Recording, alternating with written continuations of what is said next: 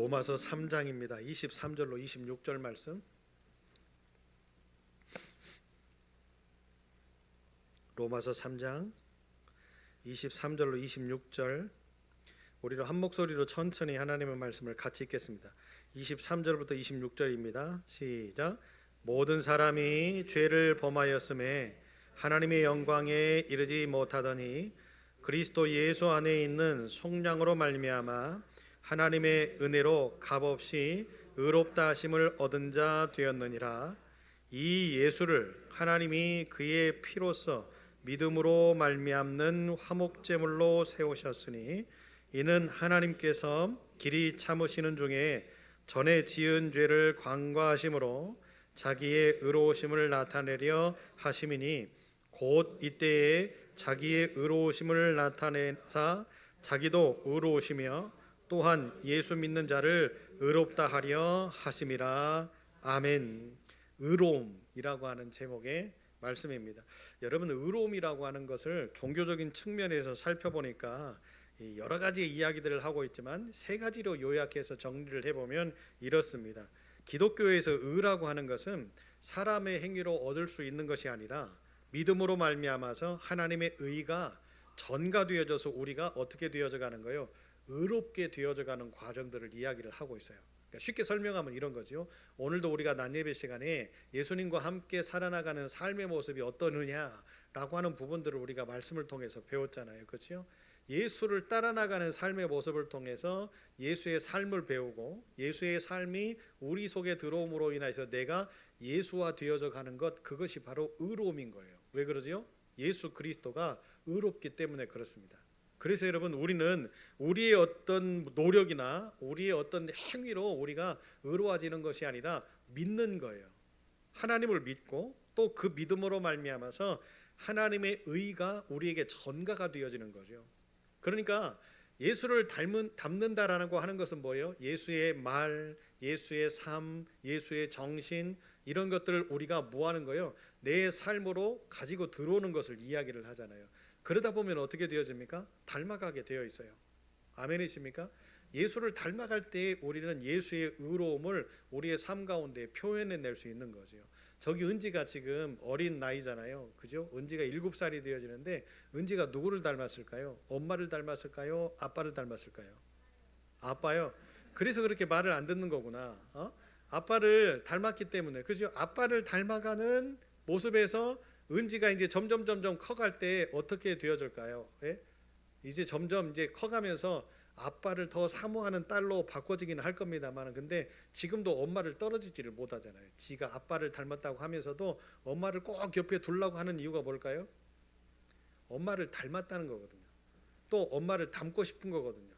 엄마가 꼭 필요한 존재라고 하는 것을 지 스스로가 느끼고 있기 때문에 그렇죠. 역시 마찬가지로 우리도 여러분 보세요. 믿음이 연약할 때, 또 우리가 믿음이 연약해서 쓰러지고 넘어지고 자빠질 때 자꾸만 왜 우리가 하나님을 찾고 하나님 곁으로 가야 된다라고 하는 사실들을 인정하면서 우리가 성전에 나오든지 아니면 기도를 하든지 하는 이유가 뭘까요? 우리가 부족하고 우리가 연약하고 아버지가 필요해요, 우리에게. 여러분, 그것이 우리들 스스로가 자연스럽게 나타나는 삶의 믿음의 모양 아닙니까? 그렇듯이 예수를 닮아가는 모습들 가운데서 우리도 모르게 우리들 스스로에게 예수의 삶이 가득가득 들어올 때에 우리가 예수의 의로움이 전가되어져서 우리도 그렇게 의로운 사람이 되었듯이 우리의 의로움이 누군가에게 전달되어질 때, 아멘이세요? 그렇게 하려면 여러분, 우리가 참 잘 살아야 돼요. 신앙생활 잘해야 되고요. 믿음의 삶 잘 살아야 되고요. 분별력 있게 잘 살아야 되고요. 우리의 언어가 똑발라야 되고 우리의 삶이 바라야 되고 그러죠. 왜요? 세상의 사람들에게 내 믿음이, 내 의로움이 전달되어져야만 그들의 영혼들이 살아날 수 있기 때문에 그래요. 그들의 영혼이 살아나야 깨닫는 거거든요. 예수 믿어야 되는구나. 내가 교회 가서 예배를 드려야 되는구나. 그러면 어느 교회를 갈까? 아름다운 교회를 가면 되겠네. 아멘. 여러분, 꼭 우리 아름다운 교회가 중요한 게 아니라 제가 예를 든 거죠. 하나님의 성전에 나가서 예배를 드린다라고 하는 것이 시작인 거예요. 우리의 삶의 변화, 우리의 영적인 변화. 아멘. 그러면서 이제 세상에 때가 묻어 있는 사람들이 하나님의 성전에 나와서 우리와 함께 예배를 드리고 또 닮아져 가고 비슷해져 갈 때에 어떻게 되어지는 거예요? 우리 안에 있는 예수의 의로움이 그들에게도 전달이 되어질 때에 삶이 변해요. 언어가 변하고 생각이 바뀌죠. 할렐루야. 여러분, 그것을 우리는 아름다운 교회의 모습 속에서 배우고 있고 현실 속에서 보고 있잖아요. 누군가가 변하고 누군가가 달라지고 그 누군가가 내가 된다라고 하는 사실들을 여러분 기억하면 얼마나 행복입니까? 두 번째로요, 의로움이라고 하는 것은 그리스도의 의가 우리들에게 전가가 되어지면서 하나님 앞에서 우리가 어떤 존재라고 하는 것을 선언하는 거예요. 우리도 의로운 존재라고 하는 것을 선언하는 거예요. 여러분, 이것을 쉽게 설명하면 예수님이 의롭기 때문에 그 예수를 닮아가고 그 예수의 의로움이 우리의 삶 속에 들어올 때 나는 뭐 할 수 있다라는 거예요? 나는 의로운 존재가 될 수 있다라는 거예요. 그것을 우리가 뭐 하는 거예요? 선언하는 거죠. 나 예수 따라가는 거야. 나 예수 믿고 예수의 말대로, 예수님의 뜻대로, 예수님의 그 삶대로 내가 살아갈 건데, 그러려면 어떻게 해야 된다고요? 나도 예수님처럼 의로워져야 되지 않겠어요? 그런데 여러분, 반대로 내가 예수님을 따라간다라고 100번, 1000번, 10,000번 이야기를 하면서 내 언어가 바뀌지 않고 내 삶이 바뀌지 않고, 그걸요 사람들은 금방 눈치챕니다. 그러지 않겠습니까? 아니, 입으로는 신앙이 좋다고 하고 또 막 모든 사람들한테는 어떻게 합니까? 막 간이라도 쓸개라도 막 빼줄 것 같이 이야기를 하는데, 삶의 모습에서는 많은 사람들에게 지탄의 대상이 되고 또 많은 사람들에게 공격의 대상이 되고 상처를 주는 그런 어떤 존재로 자리매김한다고 한다면, 내 입에서 아무리 의로움이 나가고 내 입에서 아무리 말씀의 능력이 나간다고 한들 세상의 사람들이 그걸 인정을 해줄까요? 여러분, 예수처럼 사는 것이 힘들지요. 그렇잖아요. 그렇기 때문에 의롭게 사는 것도 그렇게 힘들다는 것을 우리는 아셔야 돼요. 그래서 여러분, 우리가 예수를 닮아간다라고 하는 것은 우리의 신체 구조의 모든 것들이 변화된다라고 하는 선언이라고 하는 사실들을 여러분 기억하셔야 됩니다. 세 번째로는요, 율법의 행위로 의롭다함을 받는 육체가 하나도 없다. 이건 성경의 진리의 말씀이죠. 다시 설명하면 율법의 행위로, 그래서 무언가를 내가 이렇게 실천하고 이렇게 살고, 여러분, 그러니까 예수님께서 바리새인들에게 뭐라고 이야기하셨어요? 종교 지도자들에게 뭐라고 이야기하셨어요? 이 독사의 자식들이다 그러셨잖아요. 그죠? 하나님의 말씀을 빙자해서 백성들의 고열을 뽑고 그 백성들에게 평안을 빼앗고 그 백성들의 그 믿음의 그 어떤 특권을 빼앗는 그들의 모습들을 보시면서 주님이 뭐라 하셨어요? 이 독사의 자식들. 독사의 자식들이라고 하는 것은 무슨 뜻이에요? 하나님의 말씀을 온전하게 헤아려 판단하지 못하는 삶을 사는 사람들을 지칭하는 것 아닙니까? 하나님의 자녀들이 아닌 독사의 자식들이라고 하는 건 뭐예요? 하나님과 별개의 삶을 산다라는 거죠. 쉽게 설명하면 너희는 의롭지 못하다는 거예요. 하나님의 의가 그들 안에 있었다고 한다면 그들의 언어는 그렇지 않았을 거예요. 그들의 행동은 그렇지 않았을 거예요. 쉽게 설명하면 이런 거죠. 그들이 아무리 거룩함을 표현하기 위해서, 여러분, 내가 거룩한데 내가 어느 곳에 있어도 그 거룩함은 상실되지 않잖아요. 그 거룩함을 굳이 보여줘야 돼요, 모든 사람들 앞에? 그럴 필요가 아무것도 없잖아요. 어떻게 해요? 내가 그냥 서 있는 자리가 거룩함이고, 내가 무릎 꿇는 자리가 거룩함이고, 내가 안방에 있든지 직장에 있든지 내가 차를 타고 가든지 그곳이 거룩함 아닙니까? 그런데 그들은 그들의 거룩함을 드러내려고 막 거룩한 옷을 차려입고 시장 오기 위해서 그 바쁜 사람들이 오고 가는 자리에서 무릎을 꿇고 막 기도하는 표정, 표현, 이런 것들을 가식적인 모습들. 그러죠. 하나님의 의는요 가식적이지 않아요. 하나님의 의로움은요 가식적으로 표현을 하지 않아도 자연스럽게 드러나게 되어 있어요. 왜 그래요? 사람들이 인정하게 되어 있거든요. 뭘 통해서? 삶을 통해서. 뭘 통해서? 행동을 통해서. 뭘 통해서? 언어를 통해서. 사랑하는 여러분, 참 중요한 것 같아요. 오늘날 우리는 공의가 무너지는 시대를 살고 있잖아요. 그러다 보니까 어떻게 합니까? 많은 사람들이 자기 행위에 대해서 책임지려고 하지를 않아요. 자기 행위에 대해서 책임지려고 하지 않다 보니까 어떻게 합니까? 인간의 욕심으로 불의한 방법을 자행하게 되어지고, 또 악에 대해서 합법적인 처벌이 이루어지지 않고 있고, 또한 약한 자들에게 마땅히 보상을 해야 됨에도 불구하고 그 보상들이 이루어지지 않는 시대를 우리들이 살아가고 있잖아요. 시대적인 어떤 부분에 있어서 약자들은 어떤 분들입니까? 위안부들, 그죠? 일제치하에서 그렇게 상처받고 짓눌리고 고통당했던 그분들에 대한 보상이 전혀 이루어지지 않고 있어요. 지금 여러분 우리가 해방된 지가 몇 년인데 아직까지도 이 문제가 해결되어지지 않는다라고. 그분들이 이제 곧 다 돌아가시거든요.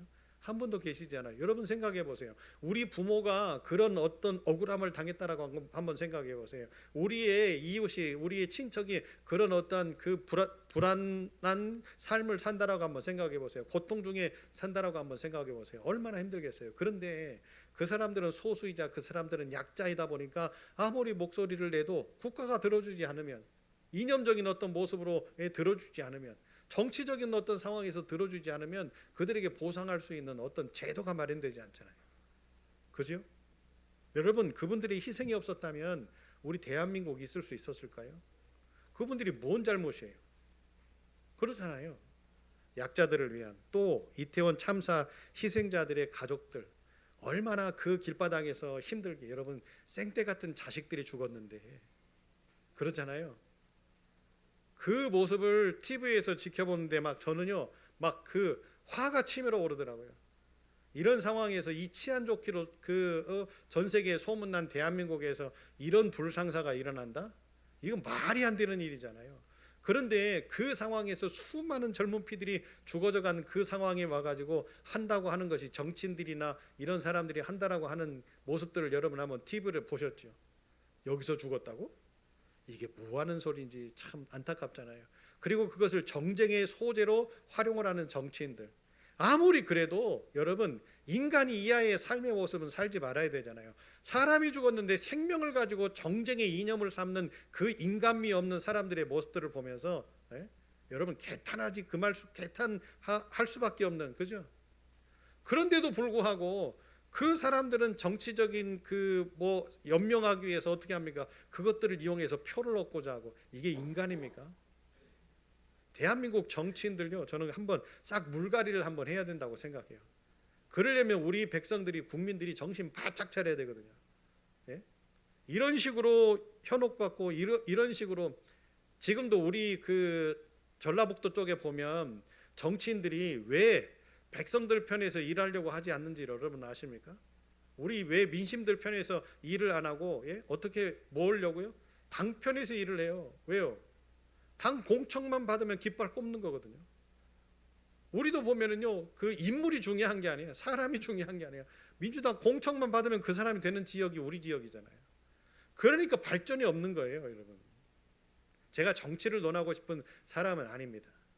그런데 이런 약자들의 어려움, 이게 예수의 정신인데, 그들을 감싸나 주셨던 분이 예수고, 그들을 위해서 사셨던 분이 예수고, 그들과 함께 그들의 아픔을 보듬어 주셨던 분이 예수인데, 그래서 결국에 그 정치꾼들에게, 그죠? 그 종교 정치꾼들에게 의해서 주님이 십자가에 못 박혀 죽으시잖아요. 그렇게 십자가를 지시지 않으셨으면 우리의 인류의 구원이 없었기 때문에, 여러분 거꾸로 이야기하면 그들은 하나님의 손에 의해서 사용된 존재들이에요. 얼마나 불쌍한 존재들입니까? 하나님을 믿었는데, 그죠? 가식적인 믿음과 의로움이라고 하는 것은 하나도 없고, 자기들 호의호식하기 위해서 자기들의 생명, 자기들의 가족, 자기들의 어떤 위치를 유지하기 위해서 뭐 하는 거예요? 어려운 이웃들을, 힘든 이웃들을 돌보지 못하고, 그런 모습들을 가지고 사는 사람들이 이 시대의 기득권자들이라고 한다면, 여러분 우리는 어떻게 해야 됩니까? 한국 교회는 어떻게 해야 될까요? 바꿔줘야 되지 않을까요? 그런 모습을 위해서 여러분, 하나님의 교회는 하나님의 의로움을 닮아가야 되고, 예수님의 의로움을 닮아가야 되고, 성령께서 우리를 의롭게 하실 때 그 마음을 가지고 힘써 기도하고 우리의 힘을 모아서 표출해내는 그런 은혜를 가지고 살아야 된다는 것을 기억하셨으면 좋겠습니다. 예전에는요, 우리 부안 기독교연합회가 그래도 힘을 가지고, 또 믿음을 가지고, 또 기독교 정신을 가지고, 예수의 정신을 가지고 모여서 참 열심히 일을 많이 하셨어요. 우리 책일주 집사님이 청년 시절에 우리 부안 지역뿐만이 아니라 우리 전선호의 청년부 활동을 하던 시대의 이야기를 들어보면 진짜로 참 그렇게 힘들게 어려운 시대에 열심을 다하고 최선을 다하고, 그래서 책일주 집사님 그 모임 가운데에서도요, 목사님들이 많이 배출이 되셨고, 그런 어떤 모습의 이야기들을 들어보면 진짜 전설적인 것 같아요. 그런데 지금 시대를 한번 보세요. 교회들이 연합합니까? 부안지교에 있는 교회들이 연합해요? 연합하지 않습니다. 한 목소리를 냅니까? 한 목소리 못 내요. 다 개교회 중심적이니까. 그죠? 여러분, 예수는 하나인데 예수를 믿는 교회들은 여러 교회가 있어요. 그런데 여러 교회가 교단이 다르다고, 교파가 다르다고. 아니, 교파와 교단이 무슨 소용이에요? 우리가 믿는 하나님은 한 분이신데 이념이 무슨 소용이냐고요. 우리가 믿는 하나님은 한 분이신데 왜 이렇게 변질되어져 가는지, 왜 이렇게 타락되어져 가는지. 그렇기 때문에 여러분, 이 땅에 부흥이 없는 거예요. 이 땅에 변화가 없는 거고, 이 땅에 발전이 없는 거예요. 정치인들만 욕할 필요가 없지요. 우리 기독교인들이요, 정신 바짝 차려야 돼요. 왜 그래요? 우리가 이렇게 힘든 이유는 하나님의 의로움을 다 빼앗겼기 때문에 그래요. 세상에, 돈에, 욕심에. 그러죠? 믿음의 식구들을 무너뜨리는 사람들이 세상의 사람들인 것 같지요? 그러지 않아요. 믿음의 식구들이 무너지는 원인들은요, 믿음의 사람들 때문에 무너지는 경우가 90% 이상일 겁니다. 왜 그래요? 그들의 배만 채우고 싶고, 그들이 욕심을 내서, 그죠? 내 이웃을 내 몸과 같이 사랑하라고 하시는 주님의 그 첫 계명의 그 사랑의 계명마저도 잊어버리고 사는 것이 그리스도인들이라고 한다면, 그들은 그리스도인들이라고 하는 그 이름표를 떼셔야죠. 뭐 예수 믿는 것이 뭐 자격증을 얻는 겁니까? 그러지 않잖아요. 그런데도 그렇게 살면서도 당당하게, 그렇게 살면서도 뭔가 회개하는 그런 마음도 없이, 과연 하나님이 두려우실까 하는 그런 생각들을 가져보기도 합니다. 여러분, 중요한 것은 우리는 하나님을 믿는 백성들이잖아요. 그렇다고 한다면 우리는 하나님을 닮아가야 되는 거고, 예수 닮아가야 되는 거고, 성령이 우리에게 말씀하시는 대로 우리가 살아가야 되는 존재들 아니겠어요? 우리 욕심 내려놓고 우리의 잘못된 생각을 고집하려고 하지 마시고, 우리가 하나님께서 주시는 말씀을 가지고 깨닫게 되어지면 아멘하고 순종하는 것을 삶으로 실천해낼 때 하나님은 역사하실 줄로 믿습니다. 제가 세 가지로 짧게 정리를 하는데요, 왜 이 의로움을 강조하시느냐? 그 첫 번째가 하나님이 의롭기 때문에 그래요. 하나님은 의이시기 때문에. 다시 말하면 시편 145편 17절에 여호와께서는 그 모든 상위에 의로우시며 그 모든 일에 은혜로우시도다 그러셨어요. 하나님이 의의 기준이시기 때문에 선과 악을 스스로 정하신 분이 하나님이시잖아요. 그러죠? 선과 악을 정할 수 있는 사람은 하나도 없습니다. 그러나 하나님만이 우리 인간이 살아가는 삶의 모습에서 이것이 선함이고 이것이 악합니다 라고 하는 것을 결정하실 수 있는 분이에요. 여러분, 잘 들어보셔야 돼요. 선과 악을 결정하실 수 있는 분만 뭐 할 수 있어요? 이것을 결말 지을 수 있어요. 선하게 살았느냐 악하게 살았느냐. 그래서 뭐 할 수 있는 권한이 있어요? 심판하실 수 있는 권한이 있는 거예요. 그래서 여러분, 우리가 나중에 이제 하나님 잘 믿다가 죽게 되어졌을 때 하나님이 우리에게 두 가지의 책을 주시잖아요. 첫째는 생명록 책을 주시고, 두 번째는 우리의 행위를 기록해 놓는 책을 두신다고 하셨잖아요. 왜 우리의 행위를 기록해 놓으실까요? 여기에 답이 있는 거예요. 하나님이 의로우시기 때문에 선과 악을 정하신 분이에요. 선과 악을 정하신 분이시기 때문에 심판도 하나님의 몫인 거지요.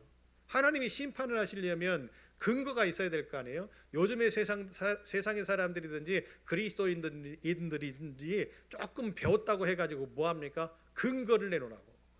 근거를 내놓으라고. 그래서 요즘에요, 난리가 난 게 있잖아요. 정치권도 난리가 나고, 그러죠. 이제 핸드폰 이 기능에 녹음 기능이 있으니까 전화기를 녹음한 거래요. 자기가 뭐 이렇게 뭐 하는 것들을 다 녹음해가지고, 지금 그것 때문에 난리 아닙니까? 지금 정치권이, 그죠? 민주당이든지 국민의 힘이든지 뭐 이거 도대체 무엇들을 하자고 하는 건지, 국민을 위하는 정치인인지 아닌지 저는 도무지 뉴스를 볼 때마다 진짜로 막 가슴이 막 뜨거워져 가지고 핸드폰을 몇 번 부술 뻔도 하기도 했는데, 그래봐야 나만 손해잖아요. 제가 핸드폰을 부시면 아직도 통신사의 위약금이 남아있는데, 아직도 내야 될 돈들이 더 많이 남아있는데, 이거 부셔봐야 저만 손해 아닙니까? 뉴스를 꺼버려요 그냥. 제가 아유, 인간은 다 똑같구나. 인간은 다 똑같구나. 하나님이 불의와 타락을 미워하시고 죄에 대해서 반드시 합당한 심판을 하신다라고 하는 사실들을 우리들이 깨닫고 그것을 안다면, 여러분, 우리는 불의하면서 살지 못할 거예요. 악한 모습들을 가지고 살지 못할 거예요. 그런데 여러분, 그것이 상실이 되어지니까, 그것을 우리가 잊고 살아가니까 어떻게 되어지는 거예요? 자꾸만 다른 길을 가려고 하고, 자꾸만 다른 생각이 들어오려고 하고, 자꾸만 욕심내려고 하는 거죠. 그러잖아요. 여러분, 욕심낸다고 해서 우리의 인생이 달라질 것 같으세요? 내가 여러분 손에 뭐 1억, 2억, 3억 쥐어진다고 해가지고 우리 인생이 바뀔 것 같으세요? 복권 당첨을 한 사람들 중에 행복하게 사는 사람들이 몇 프로나 된다고 생각하세요?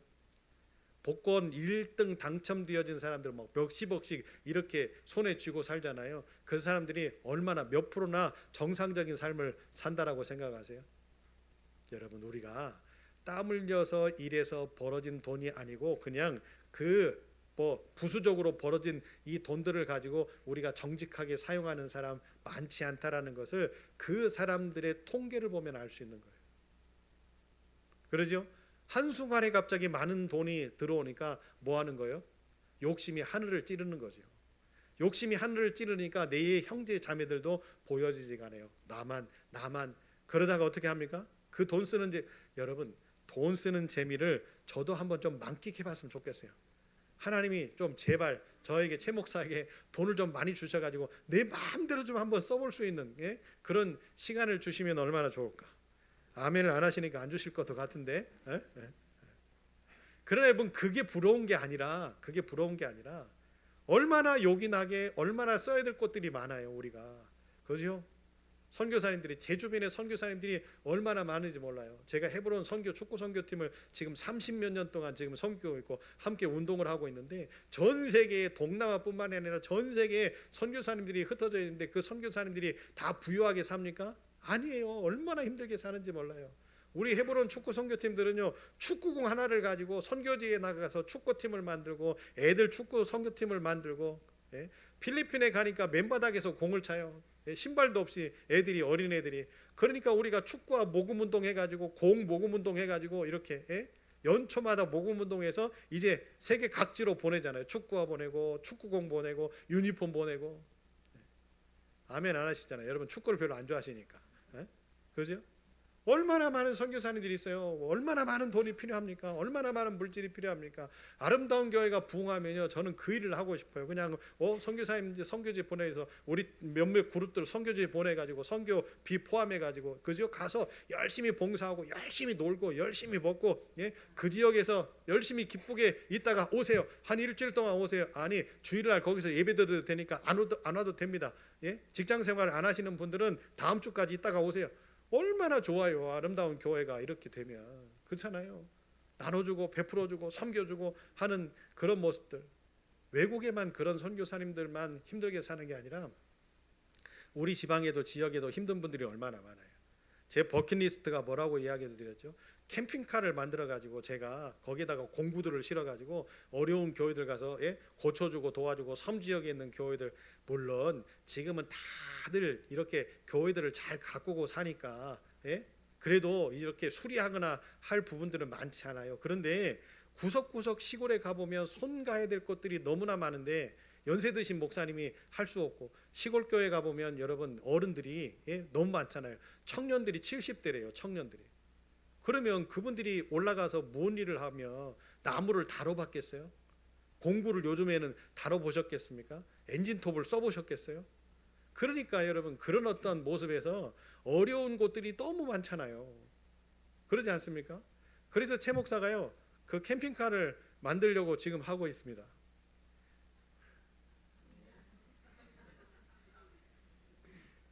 여러분한테 손 안 벌려요. 걱정하지 마세요. 저가 이제 몇 년 이제 있으면 이제 곧 저도 은퇴할 나이가 되잖아요. 그죠? 벌써 그렇게 됐나요? 그렇게 생각하실 분들 계시잖아요. 조금이라도 기회가 될 때 저는요, 조금이라도 더 빨리 은퇴를 하고 싶은 목사이기도 합니다. 우리 아름다운 교회가 평안해질 때쯤 되면은 제가 은퇴하겠습니다 이렇게 할지도 몰라요. 이거 기록에 남잖아요. 그죠? 그런다고 제가 기록에 남는 거를 나 안 합니다 이렇게 제가 할 것 같으세요? 아니에요. 저는요, 이미 계획을 세워놓고 있어요. 하나님 앞에 기도하고 있어요. 왜요? 조금이라도 더 젊을 때, 조금이라도 내가 기계를 다루고 할 수 있을 때에 능력지가 될 때, 혹시 합니까? 목회를 하다가 아름다운 교회 목회를 하면서 저 한 2주 동안 어디 갔다 올게요. 봉사활동 갔다 올게요.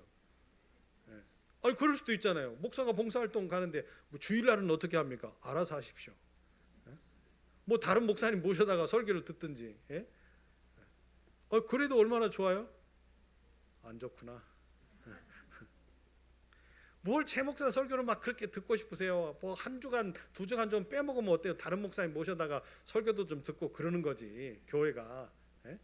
저도 좀 가서 봉사도 하고 쉬고 좀 그런 시간을 가질 수도 있는 거잖아요. 여러분 이런 꿈을 꾸고 사는 이유가 뭐라고 생각하세요? 저는요 그 속에 사랑이 있는 곳에 하나님의 의로움이 있다라고 하는 것을 느끼기 때문에 그래요. 왜 그래요? 제가 어린 시절부터 목사의 자식으로 컸잖아요. 목사의 자식으로 크다 보니 여러분 목사의 가정이 뭐 풍성하겠어요? 저희 식구가 5남매입니다. 시골에서 목회를 하셨던 감교에서 아버지가 목회를 하고 은퇴를 하셨는데 목사의 자식들이 커나가는 과정들이 성도들의 협력과 헌신과 선교와 이런 모습들이 없었으면 우리 가정이 이렇게 5남매가 행복하게 컸을까요? 쉽지 않아요. 그런데 신기하고 놀라운 사실은 지금도 제가 그 권사님을 찾는데 손수자 권사님이라고 서울의 대치동교회 권사님인데 아마 돌아가셨을 거예요.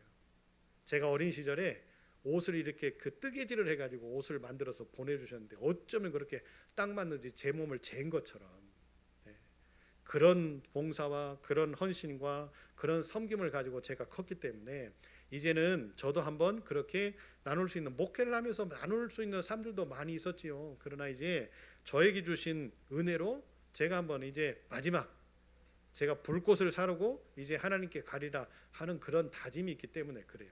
그래서 우리 아이들과 많은 걸 지금 하려고 하잖아요. 우리 교인들과 많은 걸 하려고 하잖아요. 여러분 힘들고 여러분 어려워도 함께 동참하십시오. 그게 하나님의 축복의 시작이라고 하는 사실들을 우리들이 기억하게 될 겁니다. 중요한 건 뭐예요? 하나님이 판단하시거든요. 두 번째로는요. 하나님은 우리를 의롭게 하시는 분이에요. 왜 하나님은 우리를 의롭게 하시는 분이냐? 예수님을 보내신 걸 보면 알아요. 그게 결론이에요. 왜 예수님을 우리에게 보내셨죠? 우리가 죄로 말미암아 죽을 수밖에 없는 존재들이었잖아요.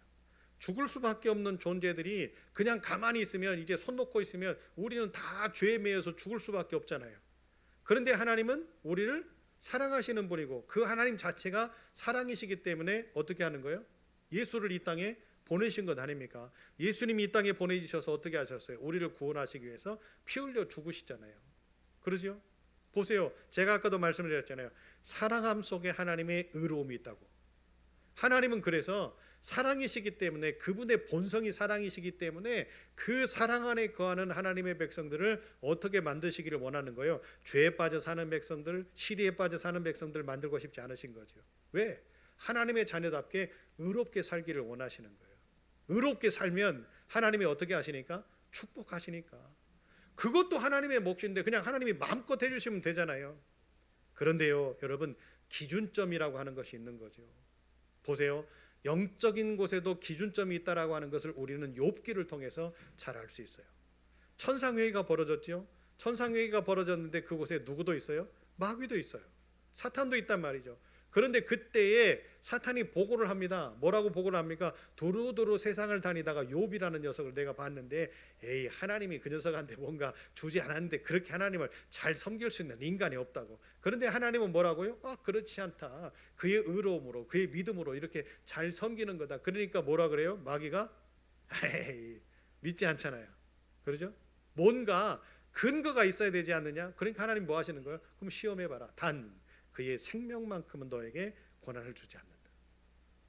욥기가 42장까지 있는데 욥기 1장 전반절과 욥기 42장 후반절을 제외한 욥기 41장 정도의 분량은 다 고난이에요. 다 환난이에요. 다 아픔이에요. 그런데도 하나님의 사랑이 가득한 욥은 의롭게 하심을 통하여서 어떻게 합니까? 아니다. 나는 하나님 앞에 범죄하지 않았다. 그 친구들이 와서 그렇게 욥을 힐난하는데도 불구하고 욥은 아니다.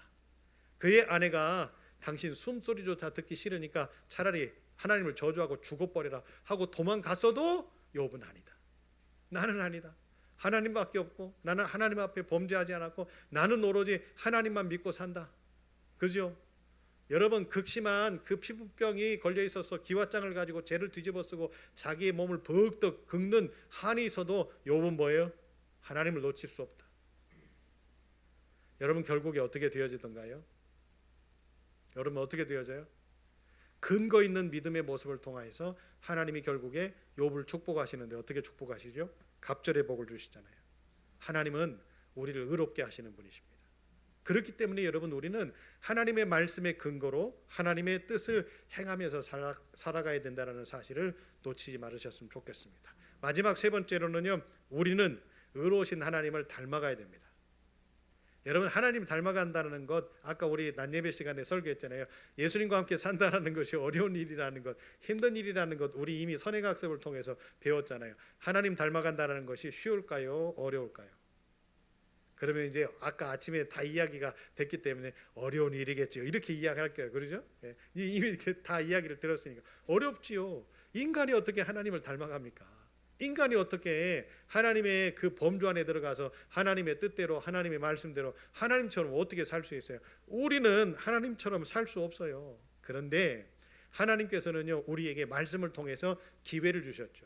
그 기회를 또 성령을 통해서 어떻게 합니까? 활용하게 하시죠. 우리 마음속에 감동을 주시면서 자, 두 가지의 요건이 여기서 필요합니다. 첫째는 하나님의 말씀을 듣고 하는 것. 그래야 하나님이 뭘 원하시는지를 우리가 알잖아요. 그 두 번째, 우리가 열심히 기도해서 성령 충만하는 것. 왜? 성령 충만해야 성령께서는 제 목사야 그게 맞아, 그 마음이 맞아, 그러면 실천해야지, 그렇게 헌신해야지. 그렇게 할 때 하나님이 어떻게 하시는 거예요? 그렇지, 제 목사 너 이제 조금 나 닮아가고 있구나. 아멘. 여러분 이렇게 되어지는 거예요. 우리가 하나님 닮아가는 것이 쉬울 것 같더라고 생각하면요 큰 오산이에요.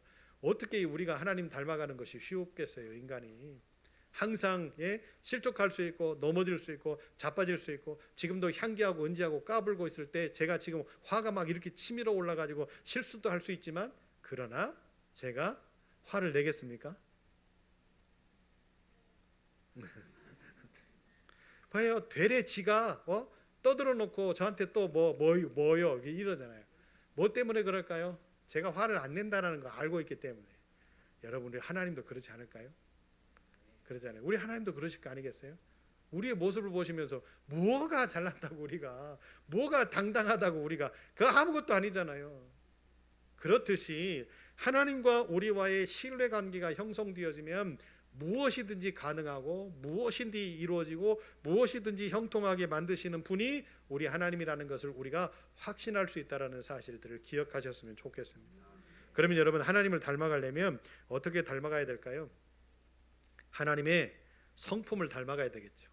하나님이 어떤 성품을 가지셨는지 우리가 계속적으로 주님의 성품을 우리가 배우고 있잖아요. 오늘도 그 주님의 성품 가운데 의로움의 성품을 우리가 배우고 있죠. 주님의 의로우신 성품은 어떤 성품이시던가요? 십자가를 지는 한이 있어도 하나님의 뜻을 가리우는 삶을 살지 않는 것. 내가 죽는 한이 있어도 하나님이 옳다고 하시는 것을 꺾지 않는 것. 여러분 이것이 세상 속에서는 모난돌이 될 수도 있고 세상의 사람들에게 손가락질을 당할 수는 있어요. 그런데 여러분 그것이 두려워서 내가 하나님의 의로우심을 내던진다? 이건 아니겠죠. 그런데 내 똑똑함과 내 잘남을 위해서 나를 내세우기 위해서 하는 것과 하나님의 영광을 위해서 하는 것은 달라요. 그러죠? 어느 때는 하나님의 영광을 위해서 나를 포기할 때도 있어야 돼요. 내가 그분들 앞에 엎드려야 될 때도 있어요. 세상 사람들 앞에 내 모든 것들을 다 내어놓고 이제 어떻게 하는 거? 굴종하고 굴복하는 삶의 모습인 것처럼 보여질 수도 있어요.